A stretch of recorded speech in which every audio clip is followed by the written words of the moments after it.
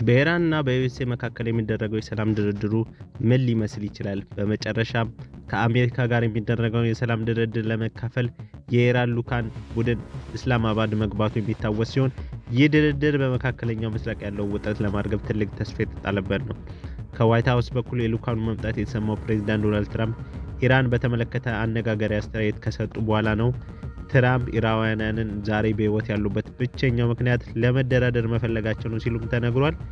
በሌላ በኩል ምክትል ፕሬዝዳንት ጄዲ ቫንስ ድርድሩን በጉጉት እንደሚጠብቁ ገልጸዋል። ሆኖም ለኢራን ጥብቅ ማስጠንቀቂያ የሰጡ ሲሆን ኢራን በቅን ልቦና የምትንቀሳቀስ ከሆነ አሜሪካ አብራን ለመስራት ዝግጁ መሆኗን ገልጸዋል። ማስጠንቀቂያ ሊያታልሉን ሊጫወቱብን የሞክሩ ከሆነ ግን አሜሪካ ለማንኛውም ድርድር ፈቃደኛ አትሆንም ሲሉ አስታውቋል። በሌላ በኩል እስራኤል ከሂዝቦላ ጋር ስለ ተኩስ አቁም እንደማትወያይ ገልጻለች። ይሄም የሰላም ስምምነቱ ላይ ውሃ እንደመቸለስ ነው። እነዚህንና ሌሎች መረጃዎች እስከ መጨረሻው ከቆዩም እናሰማችሁ ይሆናል።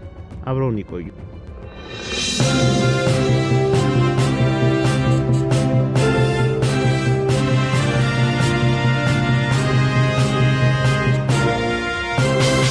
በመጀመሪያም የሊባኖስ ሁኔታን ስንመለከት የሊባኖስ ቅድመ ሁኔታ የዋሽንግተን ስብሰባና የኢራን ፓርላማ አፈጉባኤ በበኩላቸው ማንኛውንም አይነት ድርድር ከመጀመሩ በፊት በሊባኖስ የተኩስ አቁም ስምምነት መተግበር እንዳለበት አሳስበዋል።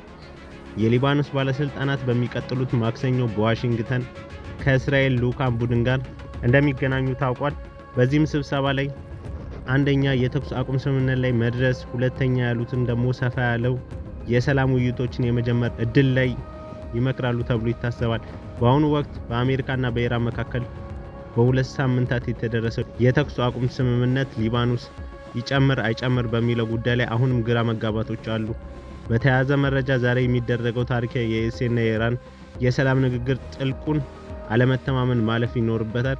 እንደ ቢቢሲ ዘገባ ከሆነ በዚህ ሳምንት በኢስላማባድ የአሜሪካ ምክትል ፕሬዝዳንት ጄዲ ቫንስ እና የኢራን ፓርላማ አፈ ጉባኤ መሐመድ ባገር ጋሊባፍ የሚደረጉ ውይይት እንደ አውሮፓውያን አቆጣጠር በ1979 የተካሄደው የእስልምና አብዮት ጠንካራ ስልታዊ ትስስራቸው ከተበጣጠሰና እስከ ዛሬ ድረስ ግንኙነታቸውን እያጨለመ ያለውን ረጅም ጥላ ከተጣለ በኋላ በኢራንና እስላማዊ ሪፐብሊክ እና በአሜሪካ መካከል የሚደረገው ከፍተኛ የፊት ለፊት ንግግር ይሆናል ተብሎ ይጠበቃል።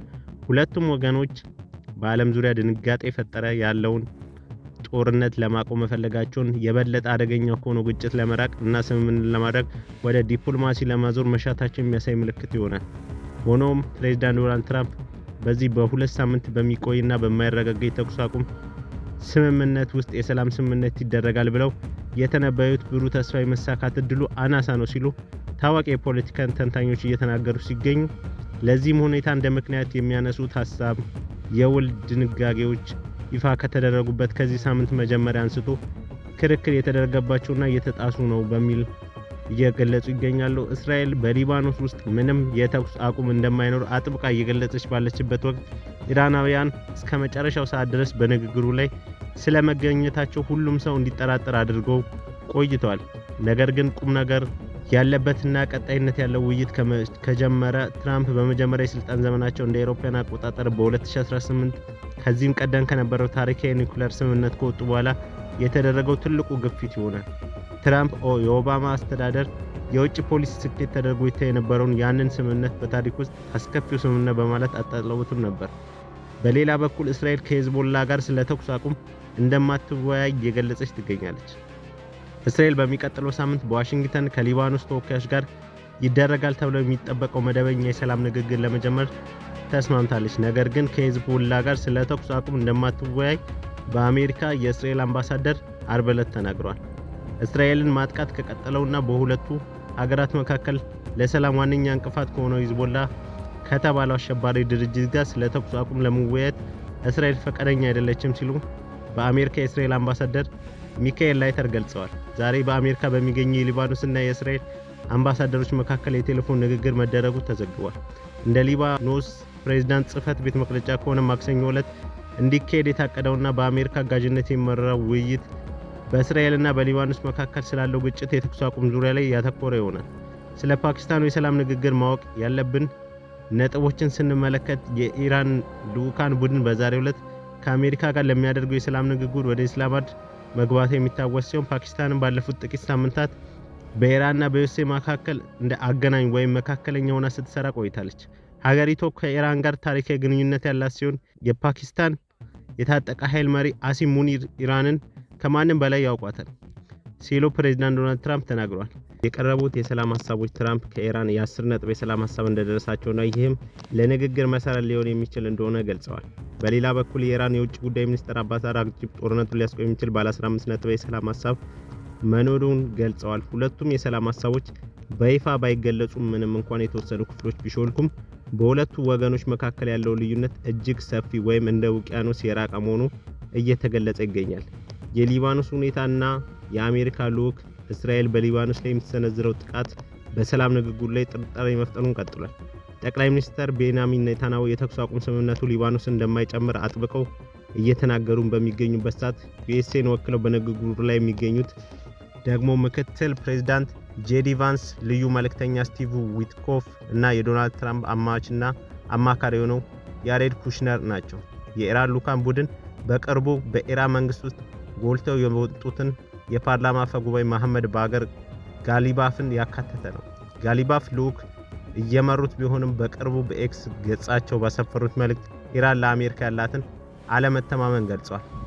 ይህም ነገሩን ከድጡ ወደ ማጡ እያደረገው ይገኛል። በቅርቡ በነበረው ጦርነት ወቅት የአሜሪካ አስተዳደር ጋሊባፍን እንደ አጋርና ምናልባትም እንደ ወደፊት መሪ ሊመለከታቸው ይችላል የሚሉ ያልተረጋገጡ ዘገባዎችም ነበሩ። ሌላኛው የልዑክ አባል የውጭ ጉዳይ ሚኒስትሩ አባስ አራግቺ ናቸው። አራግቺ ምዕራባውያንን ማዕቀብ እንዲጣልበት ምክንያት በሆነውና ለረጅም ጊዜ አወዛጋቢ በነበረው የኢራን የኒውክሌር መርሃ ግብር ዙሪያ በኢራን እና በዩኤስኤ መካከል በሚደረጉ ድርድሮች ውስጥ ቁልፍ ተዋናይ ናቸው። የመጨረሻው ድርድር ዙሪያ የተካሄደው ጦርነቱ ከመጀመሩ 2 ቀናት ቀደም ብሎ ነበር። በተጨማሪም የማዕከላዊ ባንክ ገዢው አብደልናስር ሄማቲ በልዑኩ ውስጥ ተካተዋል። ኢራን ዋነኛ ጥያቄው ለዓመታት ኢኮኖሚያን ያዳከሙት ሁሉም የኢኮኖሚ ማዕቀቦች እንዲነሱላት መሆኑን አመልክታለች። በአሁኑ ወቅት የኢራን ኢኮኖሚ ጦርነት ከመጀመሩ በፊት ከነበረበት በጣም የከፋ ደረጃ ላይ ይገኛል። አሜሪካና እስራኤል እንደ ብረት እና ፔትሮ ኬሚካል ባሉ ዋና ዋና ኢንዱስትሪዎች ላይ የሰነዘሩት ጥቃት ተጽዕኖ እንዲሁም መንግስት የጣለው የኢንተርኔት መቋረጥ በንግድ ተቋማት ላይ ያሳደረው መዘዝ አሁን መታየት ጀምሯል።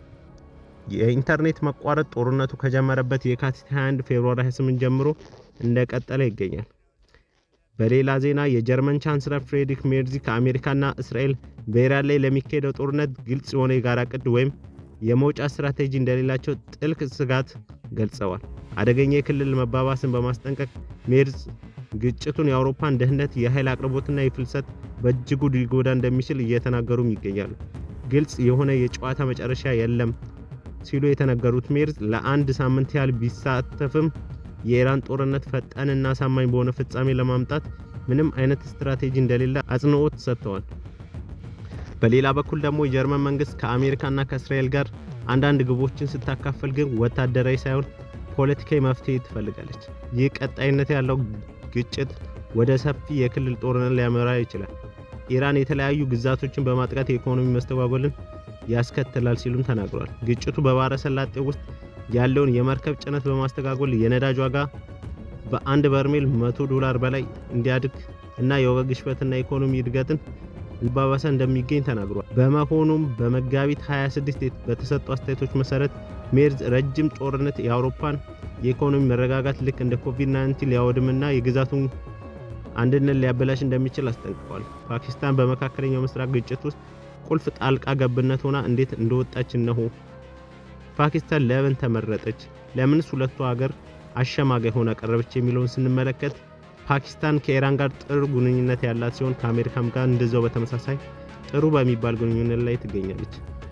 የኢራንን ስንመለከት ኢራን በ1947 ነፃነቷን ካወጀች በኋላ ፓኪስታን እውቅና የሰጠች የመጀመሪያው ሀገር ነበረች እና የቅርብ ጎረቤት ሆና ቆይታለች። ቢያንስ በጂኦግራፊ መልኩ ሁለቱ ሀገሮች በደቡብ በኩል 900 ኪሎ ሜትር ወይም 565 ማይል ድንበር ስለሚጋሩ በባህል ፓኪስታንና ኢራን የሙስሊም ሀገሮች ናቸው። ምንም እንኳን ፓኪስታን በአብዛኛው የሱኒ እምነት ተከታይ ስትሆን ኢራን ደግሞ በአብዛኛው የሺአ እምነት ተከታዮች ናቸው። ያም ሆኖ ሟቹ የኢራን ጠቅላይ ሚኒስትር አያቶላ አሊ ካሚኒ በፓኪስታን ጨምሮ በዓለም ዙሪያ ላሉ የሺአዎች ማዕከል የሃይማኖትና የፖለቲካ ሰው ነበሩ። በአሜሪካና በእስራኤል በተፈጸመው የመጀመሪያ ጥቃት ቢያርፉም ትልቅ ሚና ነበራቸው።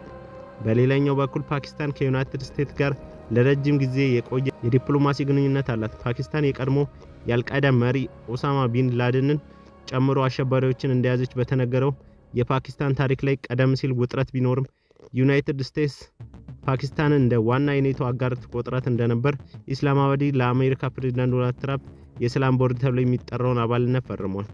ትራምፕ ተደማጭነት ያላቸው የፓኪስታን ፊልድ ማርሻል አሲም ሙኒር የምወደው የመስክ ማርሻል ሲሉ ጠርተዋቸዋል። ፓኪስታን የራሷንም ጥቅም ለማስጠበቅ ይህ ወሳኝ ድርድር መድረክ ያዘጋጀች ሲሆን ፓኪስታን አብዛኛውን የነዳጅ ዘይቷን የምታስገባው ከኢራን ትችት ከተሰነዘረባቸው የባህረ ሰላጤ ሀገሮች ሲሆን ስለዚህ በነዳጅና በጋዝ መሰረተ ልማት ላይ የሚደርሰው ጉዳትና የሆርሙዝ የባህር ወሽመጥ በመዘጋቱ ምክንያት የአቅርቦቶቹ መስመር መቆራረጥ ምክንያት ተጎድታለች። ፓኪስታን በጦርነቱ ከጀመረ ጊዜ ጀምሮ የነዳጅ ዋጋ በ20% ገደማ ጨምሯል። ይህ በጠቅላይ ሚኒስትር ሼህባዝ ሻሪፍ መንግስት ላይ ያለውን ጫና ጨምሯል። ፓኪስታን ከዚህ በፊትም በዓለም አቀፍ ግጭቶች ውስጥ አስታራቂ ሆና ቆይታለች። ቀደም ሲል የፓኪስታን ሽምግልናዎችን ስንመለከት 1972 የአሜሪካ ፕሬዝዳንት ሪቻርድ ኒክሰን በቀዝቃዛው ጦርነት ወቅት ወደ ቻይና ያደረጉት ታሪካዊ ጉብኝት በ1979 በዋሽንግተን እና በቤጂንግ መካከል የዲፕሎማሲያዊ ግንኙነት እንዲፈጠር መንገድ ጠርጓል። በሌላ ጊዜ ደግሞ በ1988 የሶቪየትና ከአፍጋኒስታን እንድትወጣ ያደረገው የጄኔቫ ስምምነት የሚጠቀስ ሲሆን በመጨረሻም በ2020 ደግሞ በታሊባንና በዩናይትድ ስቴትስ መካከል ያለውን ግንኙነት ማመቻቸት በመጨረሻም በኳታር ውስጥ የአሜሪካና የኔቶ ወታደሮችን ከአፍጋኒስታን እንዲወጡ ምክንያት ሆነ።